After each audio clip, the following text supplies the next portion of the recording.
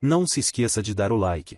A história de hoje é do mesmo OP do vídeo passado e acontece algum tempo depois. Confira a primeira aqui. Eu vi minha namorada transando com dois caras. Eu tentei me deletar.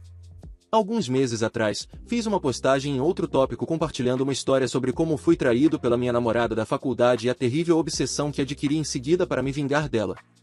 Isso é relevante para esta história aqui. No entanto, na história que estou prestes a compartilhar, é uma história que aconteceu anos depois de Lisa, minha ex-namorada traidora da faculdade. Entrei em outro relacionamento e fui traído novamente, mas desta vez não busquei vingança, mas simplesmente me afastei. Minha história de vingança no outro tópico é uma história do que não fazer após ser traído, e esta será sobre como aprendi com o meu passado e tentei fazer a coisa certa desta vez, mesmo que tenha sido incrivelmente difícil. A história. Depois de ter uma horrível experiência de infidelidade com minha namorada na faculdade, como mencionei, embarquei em uma longa e cansativa missão para me vingar dela. Isso foi seguido por anos de amargura e cinismo em relação às mulheres. Após a faculdade, fui para a América Central, onde passei anos apenas consumindo e vendendo drogas. Nunca considerei entrar em um relacionamento ou me permitir ficar vulnerável com outra mulher. Admito plenamente que fui um degenerado terrível durante esse tempo. Bem, depois de alguns anos disso, me encontrei mais deprimido do que nunca. As drogas não estavam mais funcionando. Cansei de ter relacionamentos superficiais e temporários com mulheres. Decidi largar tudo o que estava fazendo na América Central e voltar aos Estados Unidos. Liguei para um amigo antigo e fiz arranjos para me mudar temporariamente para a casa dele até me reerguer. Quando voltei aos Estados Unidos, decidi largar meu péssimo vício em drogas que havia desenvolvido após meu rompimento na faculdade com Lisa. Não foi fácil, mas estava totalmente comprometido em dar à felicidade outra chance. Também decidi dar outra chance ao namoro. Comecei a me sentir patético por estar desistindo de encontrar alguém especial apenas porque uma garota na faculdade partiu meu coração ao me trair. Alguns meses após me mudar para a casa do meu amigo, saí em alguns encontros agradáveis com mulheres da região e comecei a me abrir novamente para a ideia de me aproximar de uma mulher. Um dia conheci uma garota em um aplicativo de namoro. Vamos chamá-la de Kate. Ela tinha 25 anos e eu 23, por quem me apaixonei perdidamente. Ela tinha aqueles cabelos vermelhos bordô que não eram laranja, mas quase um vermelho fluorescente, mais natural. Ela tinha um filho de 3 anos que, honestamente, eu amei e parecia um pouco comigo. Kate tinha acabado de sair de um casamento terrivelmente abusivo e estava em uma situação muito semelhante à minha. Ela também passou por um período de luto e tinha um histórico de vício em drogas. Ela acabará de se recuperar e estava pronta para tentar namorar novamente. Isso funcionou bem para ambos porque entendíamos completamente o estado emocional um do outro e éramos capazes de progredir lentamente e não esperar muito um do outro. Ambos tínhamos medo de compromissos e problemas de confiança e ainda estávamos um pouco emocionalmente frágeis devido a nossos relacionamentos passados e hábitos de drogas. Além disso, tínhamos tantas coisas em comum. Kate até disse que sentia que estava namorando a versão masculina dela e gostou disso, porque nos permitimos ser completamente autênticos um com o outro. À medida que os meses passavam, ficávamos cada vez mais próximos. Eu e o filho dela nos demos bem, e ele até me chamava de pai. Ele era muito jovem para se lembrar de seu pai biológico, e eu era o único outro pai que ele já teve na vida. O dia em que ensinei a ele a fazer xixi de pé em uma árvore selou o acordo para mim, e a partir desse momento, ele era meu filho. Consegui um emprego em uma empresa de finanças, e Kate trabalhava em uma boate. As coisas estavam indo bem, e nos mudamos para um apartamento juntos, compramos um carro juntos e estávamos no processo de tentar comprar uma casa. Planejávamos nos casar e ter um filho nosso. Só fumávamos maconha ocasionalmente e sentíamos que tínhamos nos recuperado completamente de nossos vícios em drogas e de nossos destroços emocionais do passado. Ambos saímos das profundezas da escuridão real e encontramos alguma paz e felicidade juntos.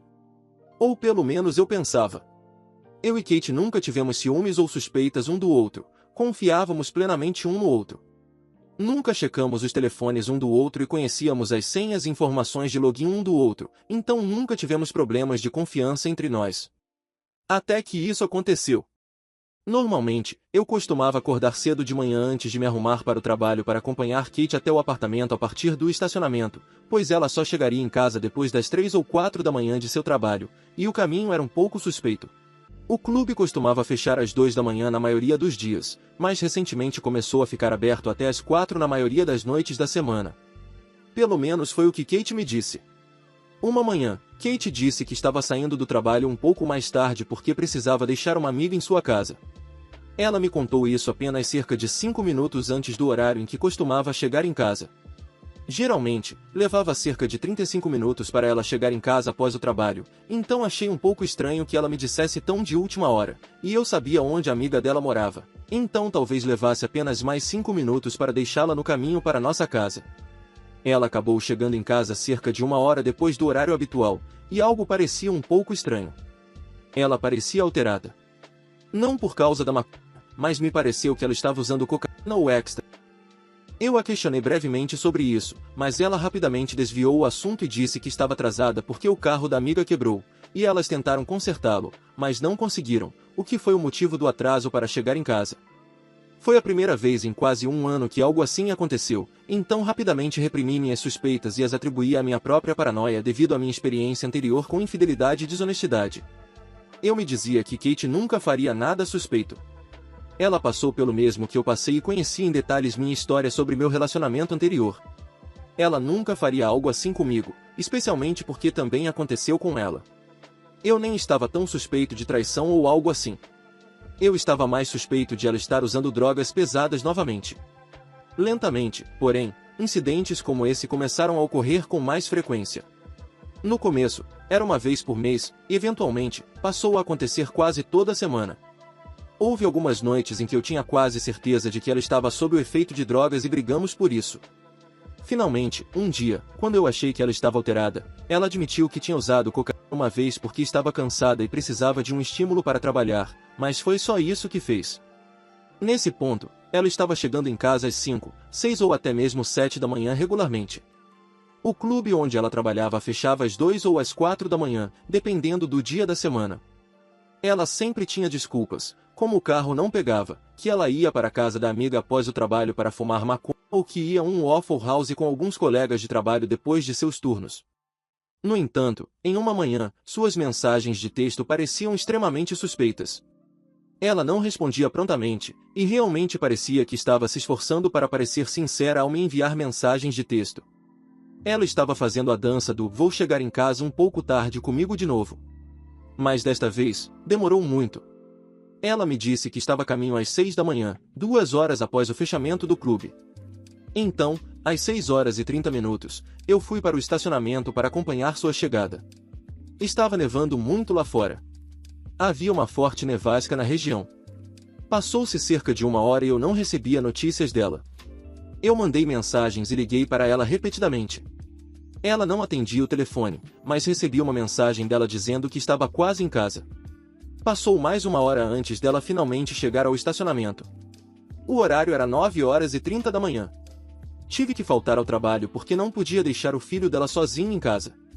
Geralmente, eu saía para o trabalho às 7 horas e 30. Estava completamente coberto de neve da cabeça aos pés. Fui até o carro e abri a porta dela. Kate olhou para mim como se tivesse visto um fantasma. E ela começou a falar nervosamente, quase incoerentemente. Ela disse que foi parada pela polícia, mas foi liberada sem receber uma multa. O carro ficou sem gasolina, então ela teve que parar para abastecer. A amiga dela estava tendo um colapso mental, então ela ficou com ela por um tempo para ajudá-la depois do trabalho. Ela até começou a me culpar por coisas, dizendo que não teria sido parada pela polícia se eu tivesse feito o registro do carro mais cedo. E assim por diante. O fato é que ela poderia ter me contado tudo isso por mensagem de texto ou ligado para mim a qualquer momento durante tudo isso. Tudo isso era muito suspeito. O tempo todo, ela não parava de falar e me dava histórias muito inconsistentes enquanto estávamos a caminho do apartamento. Eu não podia deixar de notar o quão dilatadas estavam suas pupilas e como ela estava visivelmente rangendo os dentes. Obviamente, eu estava muito irritado nesse ponto, mas estava tão exausto e frio de ficar do lado de fora por horas e preocupado com ela. Temporariamente, deixei para lá e tentei me distrair com alguns videogames. Eu estava convencido de que ela estava usando cocaína no trabalho ou depois do trabalho. O que mais ela estava fazendo? Com quem ela estava usando? Apenas com as colegas de trabalho e amigas? Será que ela estava usando outras drogas? Estaria ela traindo? Eu estava apenas levemente preocupado que ela estivesse traindo. Eu estava mais preocupado com o uso de drogas. Ambos tínhamos nosso histórico no passado com elas. Daí o motivo de só fumarmos maconha nos dias de hoje, ocasionalmente, tomarmos uma bebida. Não éramos abstinentes como as pessoas de um programa de 12 passos, mas tentávamos manter as coisas bem tranquilas. A mentira dela sobre as drogas me preocupava mais do que o próprio uso de drogas, porque estava acionando meu trauma com a minha ex, Lisa, que mentiu para mim e me traiu na faculdade. Eu estava literalmente no ponto em que nem me importava se ela usasse drogas, apenas queria que ela fosse honesta comigo. Eu não suportava a ideia de estar em outro relacionamento em que minha namorada estava mentindo para mim sobre qualquer coisa. Minha mente começou a girar. Eu me senti completamente traído. Kate e eu nos ajudamos a nos reconstruir depois de nossos passados tumultuados e agora tínhamos vidas maravilhosas. Nunca pensei que ela mentiria para mim sobre qualquer coisa. Tínhamos um relacionamento de confiança e de portas abertas, e nunca tínhamos enfrentado problemas desse tipo antes. Fiquei obcecado em tentar descobrir se ela estava mentindo sobre as drogas. Eu precisava de uma prova inegável. No dia seguinte, quando ela saiu para o trabalho, revirei a casa em busca de algo. Eu não fazia ideia do que estava procurando. Um pacote de cocaína? Algumas pílulas talvez? Vasculhei todas as gavetas, cada canto e recanto de todos os móveis, bolso de casaco, em cima dos armários. Em qualquer lugar onde ela pudesse esconder alguma coisa. Não encontrei nada. Tentei me convencer de que estava apenas sendo paranoico.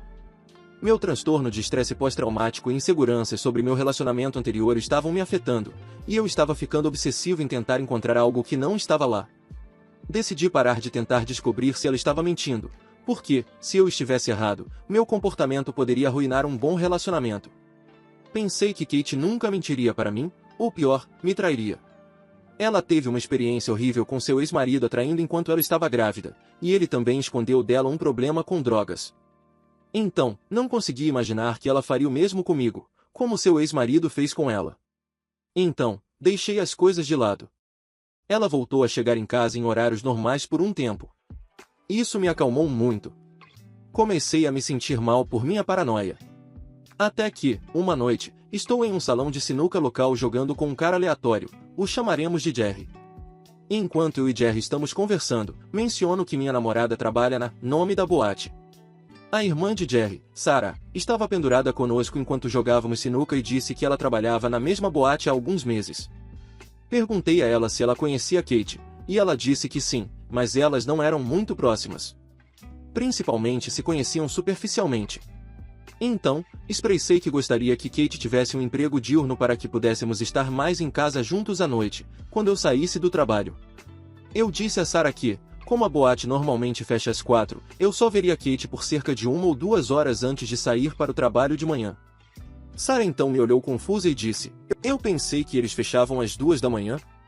Quando eu trabalhava lá, só fechávamos às 4 nas noites de sexta e sábado. Eu disse a Sarah que eles mudaram os horários depois que você saiu.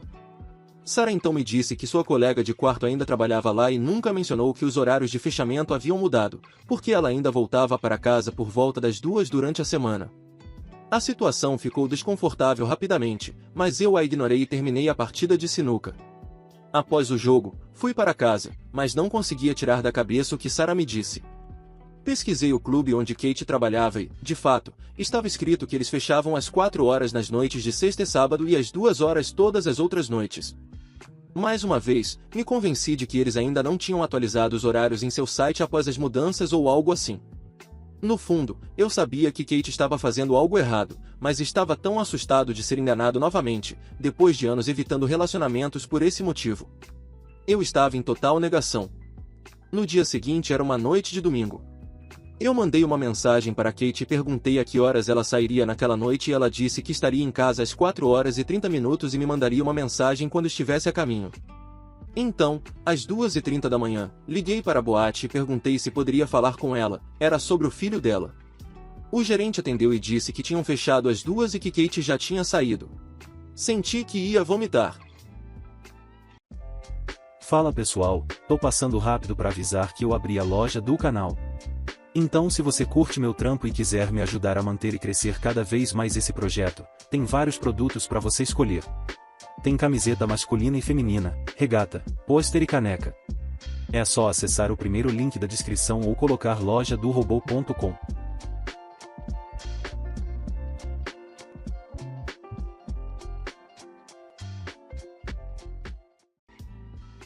decidi confrontar Kate. Não sei a que horas ela chegou em casa naquela noite porque acabei bebendo até desmaiar e não fui para o estacionamento para acompanhá-la. Quando acordei, ela estava dormindo ao meu lado. Levantei e fui para a sala de estar, onde vi a bolsa dela na mesa de centro. Peguei a bolsa e comecei a vasculhá-la. No início, não encontrei nada, nenhuma droga ou algo suspeito que me confundisse.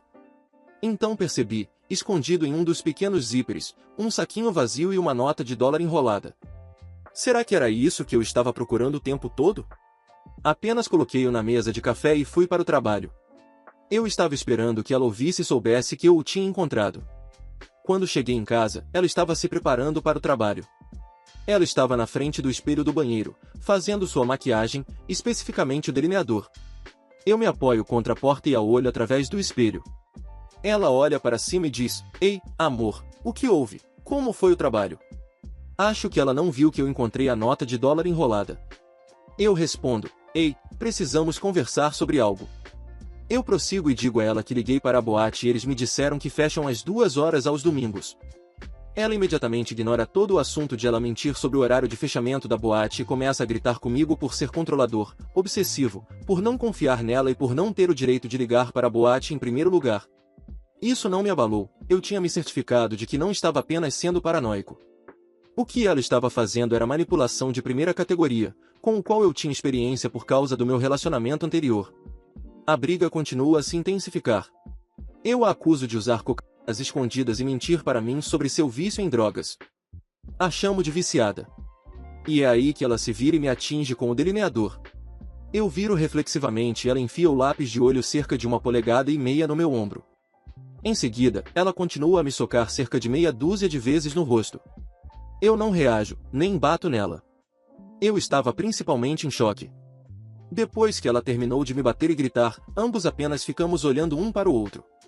Eu tiro o lápis do meu braço e o deixo cair no chão. Saio do banheiro e vou para a cozinha, onde pego um rolo de fita adesiva e cubro o buraco no meu braço. Eu tenho uma tatuagem bem onde ela me esfaqueou e ainda tenho uma cicatriz saudável até hoje. Saio do apartamento e começo a caminhar até a loja de bebidas. Kate está inundando meu celular. Ela está fazendo aquela coisa em que pede desculpas, e quando não obtém resposta, começa a insultar e repete esse ciclo várias vezes. Compro uma garrafa de uísque e começo a caminhar e beber, caminhar e beber. Acabo apagando e acordo com ninguém menos que Jeffrey, com quem joguei sinuca outro dia, e outro cara que eu não conhecia, tentando me levantar da neve. Eles me colocaram no carro, aparentemente estavam a caminho do trabalho e me viram cair e não me mover na beira da rua e pararam para ter certeza de que eu estava bem. Hoje me pergunto onde esses caras trabalhavam, porque deve ter sido muito cedo de manhã. Eu estava andando por horas naquele ponto e provavelmente desmaiei muito antes de cair. Eu terminei a garrafa de uísque muito rapidamente. Quando estava no carro com eles, eles me perguntaram o que estava acontecendo e por que eu estava andando por aí àquela hora da noite, tão longe da cidade. Eu mal conseguia falar, parecia que meus lábios estavam congelados. Consegui dizer onde morava, e eles me deixaram em casa. Quando entrei, Kate ficou chocada e tentou me fazer deitar e me aquecer. Desmaiei novamente em breve e acordei em uma poça de vômito na minha cama. Levantei e tomei um banho, depois fui para a sala de estar, onde Kate estava sentada no sofá, chorando. Começamos a conversar, ela pede desculpas por me esfaquear com o lápis de olho e admite que começou a usar cocaína novamente e estava indo para o apartamento de suas colegas de trabalho. Algumas delas moravam juntas em um apartamento, todas eram mulheres, e ela usava com elas antes de voltar para casa. Ela começou a fazer isso para conseguir passar o trabalho e isso apenas continuou aumentando. Eu pergunto a ela se era apenas cocaína ou se era mais alguma coisa, porque havia algumas noites em que ela parecia estar usando mais do que apenas isso. Ela admite que ocasionalmente tomava um Xanax para amenizar o efeito da cocaína antes de voltar para casa, mas isso acontecia raramente. Encerramos a conversa de maneira civil e ela prometeu parar de usar drogas e de me mentir sobre onde estava, e que nunca mais esconderia nada de mim. Mas agora que eu sabia que ela era capaz de mentir e esconder coisas de mim, estava um pouco mais atento do que o normal. Semanas se passam, e as coisas voltam ao normal por um tempo. A única coisa estranha era que Kate estava trabalhando mais do que o habitual. Ela cobria os turnos de outras pessoas com mais frequência ou pegava turnos extras de forma aleatória. Antes, ela só trabalhava 4 dias por semana, mas agora estava trabalhando 6 ou 7 dias. Isso não levantou suspeitas até eu perceber que, se tivéssemos uma briga em uma noite em que ela não estava escalada para trabalhar, ela imediatamente começaria a se arrumar e me diria que mandou uma mensagem para o gerente pedindo para ir trabalhar porque precisava sair de perto de mim. Tínhamos apenas um carro, e isso foi antes do Uber estar realmente disponível em toda parte, então eu não podia ir verificar o trabalho dela para ver se ela realmente estava lá. Mas um dia, meu amigo estava em casa enquanto Kate estava no trabalho. Estávamos jogando videogames e decidimos sair para comer algo no Taco Bell. Nenhum de nós tinha ido lá há muito tempo. Estávamos com fome e queríamos encontrar então peguei meu celular para verificar no Google Maps onde ficava o Taco Bell mais próximo. Foi quando eu percebi algo que nunca tinha visto antes. Kate e eu compartilhávamos uma conta do Google em nossos smartphones na época, então mostrava os históricos de pesquisa de ambos para os locais que digitamos no Google Maps. E naquele dia, ela havia pesquisado um local aleatório em um bairro próximo quando saiu para o trabalho.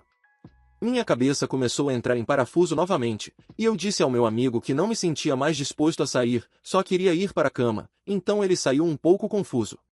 Verifiquei tudo novamente no meu celular e até fiz algumas pesquisas no computador para ver se havia alguma maneira de estar interpretando isso errado. E eu não estava. Quando Kate chegou em casa, perguntei a ela se ela realmente foi trabalhar naquela noite. Ela ficou muito na defensiva e começou a me acusar de ser paranoico. Eu então mostrei a ela o Google Maps e como alguém pesquisou aquele local exatamente quando ela supostamente saiu para o trabalho, e não fui eu. Ela tentou me contar a mentira mais épica que já ouvi. Ela disse, eu nunca fui para lá ou pesquisei, o Google está errado, provavelmente é apenas um erro. Certo, agora finalmente admito a mim mesmo. Estou namorando uma mentirosa novamente. Pego algumas coisas e fico em um motel na cidade. Passei muitas noites discutindo com Kate pelo telefone e chorando enquanto assistia a péssima TV a cabo. Estava tão zangado por estar namorando alguém que me mente e esconde coisas de mim pela segunda vez. Uma de nossas brigas fica tão acalorada que paramos completamente de nos falar por 2 dias. Não terminamos, apenas paramos de nos falar. Algo dentro de mim estava desesperadamente esperando que talvez ela só estivesse usando drogas, não traindo. Mas estou muito suspeito de que ela esteja traindo nesse ponto e não consigo deixar isso de lado. Depois de algumas noites no motel, eu me convenço de que Kate não está traindo, ela apenas voltou ao vício das drogas. E eu preciso ajudá-la a sair disso. Eu sei em primeira mão o que a dependência de drogas pode fazer com alguém, como já fez comigo uma vez. Decido reconciliar com ela. Já era tarde e eu sabia que ela estaria em casa em algumas horas e eu a encontraria no estacionamento com algumas flores ou algo assim. Peguei emprestado o carro de um amigo, fui à loja e comprei algumas flores e segui para casa. Paro no estacionamento e começo a esperar que Kate chegue em casa. Por volta das 2h45 da manhã, vejo nosso carro chegando ao estacionamento. Mas vejo alguém no banco do passageiro. Era Kate, ela não estava dirigindo. Ela estava sentada no banco do passageiro. Havia um homem que eu não conhecia dirigindo meu carro. Fiquei quieto e observei. Quando esse cara aleatório que eu não conhecia estacionou meu carro, eu não estava preparado para o que aconteceu em seguida. Outro homem também saiu do banco de trás. O que está acontecendo? Quem são essas pessoas? Os 3 entram em nosso apartamento. Pego meu telefone e começo a escrever uma mensagem de texto para Kate. Tentei agir como se não soubesse de nada para ver o que ela diria. Talvez esses fossem apenas amigos platônicos e ela não tinha nada a esconder? Eu enviei uma mensagem perguntando se ela já havia chegado em casa do trabalho e se eu poderia passar lá para conversarmos. Eu disse a ela que queria me desculpar por gritar e dizer coisas dolorosas durante nossas brigas. Não recebi mensagens de volta por cerca de 15 minutos. Em seguida, recebi uma mensagem dela dizendo: acabei de chegar em casa, mas quero um tempo sozinha. Eu te amo com todo o meu coração. Vamos conversar amanhã. Meu coração batia fora do meu peito enquanto lia a mensagem. Bati minha cabeça no volante de raiva enquanto chorava ao mesmo tempo. Saí do carro e decidi entrar e confrontá-la. Quando cheguei ao meu apartamento, a porta estava trancada. Esqueci minhas chaves porque só trouxe as chaves do carro do amigo. Ouvi música alta tocando do outro lado da porta. Tentei bater, mas ninguém respondeu. Andei pela esquina, onde sabia que ficavam a janela da nossa sala e as janelas do quarto. Estávamos no nível térreo. Espiei pela janela da sala e não vi ninguém. Eu realmente esperava que os visse lá, apenas fumando casualmente ou algo assim. Mas se eles não estavam na sala, onde diabos eles estavam? Andei um pouco mais até chegar à janela do nosso quarto. As persianas estavam fechadas, mas consegui ver se encostasse meus olhos na borda da janela para olhar bem de perto. Quando me inclinei para olhar pelas persianas, meu coração afundou no estômago. Do outro lado das persianas, na nossa cama, minha linda namorada, cujo filho considero como meu, estava sendo compartilhada por dois caras com quem havia entrar. Encostei na parede e escorreguei até ficar sentado no chão. Meu rosto caiu nas mãos. Fiquei lá por 5 minutos, ouvindo vagamente o que estava acontecendo pela janela acima de mim. Ponderava se deveria entrar e matar todos os três. Estava tão cheio de raiva.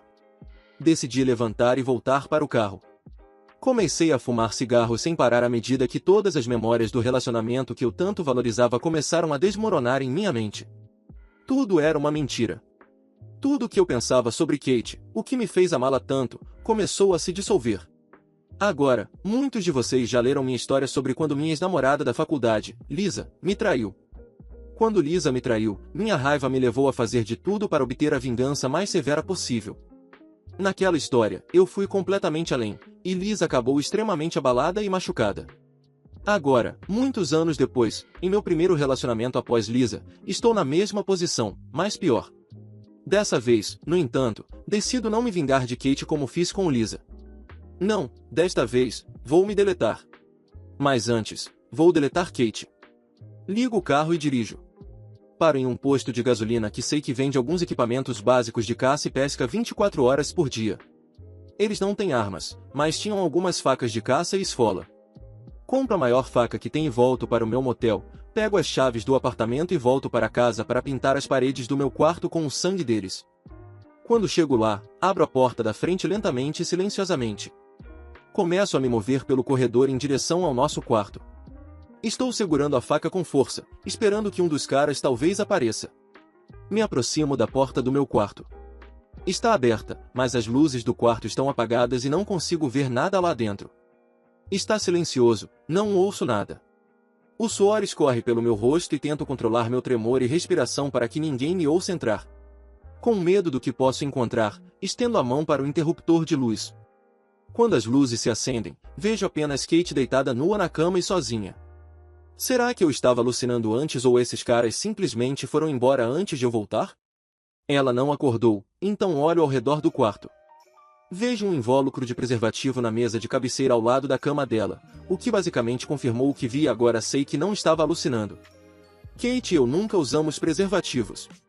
Quando dou o meu primeiro passo no quarto, ouço a porta do quarto do filho dela do outro lado do corredor se abrir. Me viro rapidamente, pronto para esfaquear um dos dois caras que vi antes. Mas, claro, é apenas o filho de Kate. Meu filho. Meus primeiros pensamentos foram: o que o filho de Kate está fazendo aqui? Por que Kate não o levou para a creche ou para a casa de sua mãe antes de chamar dois caras aleatórios para transar? O menininho estava lá o tempo todo enquanto ela estava no trabalho? Ou enquanto ela estava sendo participante de uma homenagem ali do lado? O que diabos há de errado com ela? Ele olha para mim da porta do quarto dele: papai, você voltou, e corre para me abraçar pela perna. Coloco minha mão em sua cabeça, olho para a faca na minha outra mão. Coloco a faca no meu bolso de trás e me abaixo, dizendo ao meu enteado: vou dar um tempo, só queria me despedir de você e da mamãe antes de partir. Em seguida, ele me faz a cara mais triste que já vi. Eu o pego, levo de volta para a cama, o ajeito e me despeço dele. Sabia que seria a última vez que o veria, mas não queria que ele soubesse que nunca mais me veria. Agora, depois disso, não posso deletar a mãe dele. Ele não merece crescer sem a mãe. Mesmo que eu ache que ela merece morrer. No entanto, eu ainda queria morrer.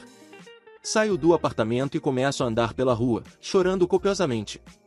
Sento-me em um banco de ponto de ônibus e tiro a faca, começando a cortar pulsos. Eu estava pronto para morrer. Por cerca de 10 minutos, eu os pulsos tentando fazer o sangue jorrar mais intensamente. Em seguida, um carro de polícia se aproxima e dois policiais saem, e um deles diz: ei, cara, o que você está fazendo? Calmamente, eu digo a ele: eu terminei. Ele chama mais policiais no rádio e, antes que eu perceba, há cerca de 15 ou 20 deles ao meu redor. Passam cerca de 20 minutos tentando me fazer largar a faca. Eu estou sangrando por todo o lado. O policial se aproxima de mim e me pede para entregar a faca. Fico olhando para a faca por alguns segundos, mas ele não me convenceu a desistir. Nada, a essa altura, poderia me fazer recuar. Também sabia que não sairia dessa situação sem ser internado em um hospital psiquiátrico. Levanto a faca sobre a cabeça e me lanço em direção ao policial e antes que eu pudesse dar 2 passos, estou no chão sendo atingido pelo taser, e eles estão se amontoando em cima de mim para colocar algemas. Cometi um grande erro. Pensei que se avançasse na direção do policial, eles certamente atirariam em mim e me matariam. Mas esqueci que sou branco, então, infelizmente, só fui atingido pelo taser. Na sequência, estou na parte de trás da viatura e eles me levam para o hospital, onde me sedam e fazem curativos. Deram-me sedativos que me apagaram completamente. A próxima coisa que sei, estou acordando e estou em um lugar que descubro mais tarde ser uma ala psiquiátrica para criminosos insanos. É como uma prisão, mas pior. Você não sabe que dia ou hora é, e não tem comunicação com o mundo exterior, pelo menos não tínhamos nesta. Não vou entrar em detalhes sobre o que vivi lá. Foi um dos lugares mais sombrios que já vi na minha vida. Fiquei lá por cerca de 6 semanas antes que um advogado conseguisse me tirar com base em uma questão técnica. Quando fui libertado, peguei um táxi para casa. Ficava a cerca de 3 horas de distância. Quando cheguei em casa, pedi ao motorista do táxi para me deixar em um McDonald's perto do meu apartamento. Sentei e carreguei meu telefone. Eu não queria voltar para aquele apartamento. Não depois do que vi lá. Tinha mensagens de texto, ligações e mensagens de voz de várias pessoas, incluindo Kate. Além disso, obviamente fui demitido do trabalho. Meus cartões de crédito estavam todos no limite. Kate claramente os usou, pois tinha um cartão para todas as minhas contas. Liguei para Kate e ela ficou extasiada em ouvir minha voz, estava preocupada e não tinha ideia do que havia acontecido comigo. Eu disse a ela que explicaria tudo, mas precisava que ela se encontrasse comigo no McDonald's e não trouxesse o filho dela. Ela ficou confusa no início, mas concordou em me encontrar depois de deixar o filho na creche. Kate entra mais tarde no McDonald's e se apressa para tentar me abraçar e beijar, mas eu a afasto e digo para ela sentar. Isso a deixou um pouco confusa, mas ela senta e eu conto o que aconteceu. Tudo o que vi antes de ser internado na ala psiquiátrica. A resposta dela me chocou. Kate teve a audácia de tentar negar tudo. Ela disse que eu devia ter olhado para o apartamento errado e visto outra pessoa. Balancei a cabeça incrédulo e a interrompi no meio da frase. Disse a ela que precisava me contar a verdade agora e se ela tentasse mentir novamente, eu me levantaria e sairia daquele McDonald's, e ela e o filho dela nunca mais me viriam. Olhei firme nos olhos dela, e ela pôde ver que eu falava sério. Perguntei a ela mais uma vez, você esteve me traindo? Ela olha para o colo e começa a chorar. Murmura, sim, estive. Ela prossegue e admite que seu problema com drogas foi de cocaína para metanfetamina e que também estava tomando Xanax todas as noites. Foi por isso que o cara estava dirigindo nosso carro, porque ela estava muito intoxicada para dirigir. Eu a encaro por cerca de 1 minuto e solto um grande suspiro. Pego meu telefone no carregador e me levanto. Ela olha para cima e pergunta, para onde você está indo? Eu a encaro nos olhos e digo, vou usar drogas, é a única coisa que consigo pensar em fazer agora. Enquanto pego minha mochila, ela me pergunta se ainda estamos juntos. Eu digo a ela, não, eu não quis dizer que ficaria se você me contasse a verdade, eu iria embora de qualquer jeito. Só queria ouvir você admitir antes de partir. Os eventos seguintes. Durante os próximos meses, praticamente vivi na estrada, basicamente sem teto. Eu pulava de cidade em cidade, principalmente vendendo drogas em clubes de strip e dormindo onde conseguia. Às vezes, dormia em motéis, às vezes ao ar livre. Eu estava usando muito do meu próprio produto. Perdi quase 30 kg nesses poucos meses, porque às vezes passava dias sem comer ou dormir. Um dia, acordei em um hospital. Estava tendo convulsões e meus órgãos internos começaram a falhar. Estava gravemente desnutrido. Tenho 1,95 metros de altura e estava pesando 70 kg, molhado, após uma refeição grande. Vários médicos e terapeutas vinham me ver todos os dias, tentando entender o que estava acontecendo comigo. Passei cerca de 1 mês no hospital antes de receber alta. Os médicos recomendaram que eu procurasse um programa de sobriedade. Concluíram que eu não tinha transtornos mentais, exceto o transtorno de estresse pós-traumático, e, na maioria das vezes, apenas um problema de polissubstâncias. Quando fui liberado do hospital, fiquei em uma casa de reabilitação e abrigo por quase 4 meses. Encontrei um programa de sobriedade e comecei a frequentar reuniões e nunca mais toquei em drogas desde que fui liberado do hospital. Comprei um novo telefone e número. Quase ninguém da minha vida antes da minha estadia no hospital tinha mais contato comigo. Enquanto eu estava na casa de reabilitação, comecei a malhar para tentar recuperar um pouco da minha massa. Eu parecia um palito. Quando fui liberado da casa de reabilitação, consegui um emprego em uma academia próxima como personal trainer. Uma nova carreira para mim, mas a academia se tornou o meu novo refúgio onde me sentia bem. Avançando 5 anos até hoje. Ainda estou sóbrio até hoje. Estou pesando saudáveis e magros 120 kg. Estou felizmente casado há 2 anos. Dirijo meu próprio negócio lucrativo. No dia em que deixei o hospital, pensei muito sobre o que faria com a minha vida. Meu instinto era me afastar na escuridão. Ainda queria me vingar de Kate pelo que ela fez, assim como fiz com Lisa na faculdade. Após alguns longos períodos de reflexão ao longo de algumas semanas, decidi que a melhor vingança seria viver a melhor vida possível. E, o mais importante, decidi parar de sentir pena de mim mesmo pelas coisas que passei. Isso mudou tudo para mim. Parei de culpar os outros ou o mundo pelas coisas que aconteceram comigo. Olhando para trás hoje, 5 anos depois e para onde minha vida me levou, estou tão feliz por ter tomado a decisão de seguir um caminho diferente. Nem mesmo me reconheço mais. Quando escrevi essas histórias sobre Liz e Kate, não me vejo mais. Vejo um jovem confuso. Faço 30 anos neste fim de semana. Fiquei sóbrio 1 mês antes do meu aniversário, 5 anos atrás. Se você me dissesse naquela época que eu estaria onde estou agora, nunca acreditaria.